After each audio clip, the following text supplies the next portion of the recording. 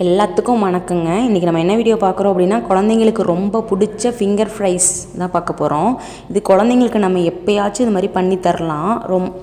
அதே மாதிரி ரொம்ப விரும்பி சாப்பிடுவாங்க. ஸ்நாக்ஸ் கேட்குற டைமில் வந்துட்டு இந்த மாதிரி செஞ்சு தரலாம்.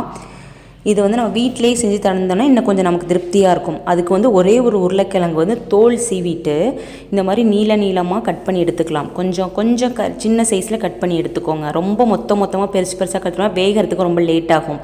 கட் பண்ணிவிட்டு இப்போ நல்லா தண்ணியில் போட்டு அலசிக்கலாம். ஏன்னா உருளைக்கிழங்குல ஒரு மாதிரி வளவளப்பு தன்மை இருக்கும். நல்லா வாஷ் பண்ணி எடுத்துகிட்டு ஓட்டத்தட்டு போட்டு நல்லா உலர்த்திடலாம். நான் டக்குன்னு பண்ணுறதுனால டிஷ்யூ பேப்பரில் எடுத்திருக்கேன்.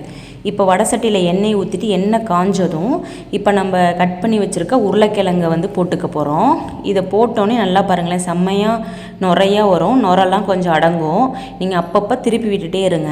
நுரைனா நல்லா அடங்குனதும் இப்போ பாருங்கள், கொஞ்சம் லைட்டாக ப்ரௌன் கலரில் வந்திருக்கு. இன்னும் கொஞ்சம் நல்லா ப்ரௌன் கலரில் வந்துச்சு அப்படின்னா நல்லா கிறிஸ்பியாக இருக்கும்.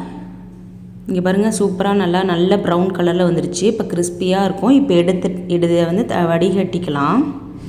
இப்போ எண்ணெயிலேருந்து இதை எடுத்து வச்சுக்கலாம்.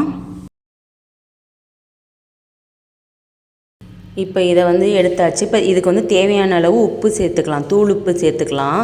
இதுக்கு காரமாக நீங்கள் பெரியவங்க சாப்பிட்றீங்கன்னா மிளகாய் தூள் இல்லைனா பெப்பர் சேர்த்துக்கலாம். இது நான் சின்ன பையனுக்கான வெறும் உப்பு மட்டும் சேர்த்து நல்லா குலுக்கிட்டு டொமேட்டோ சாஸ் வச்சு சாப்பிட்லாம். பாய்.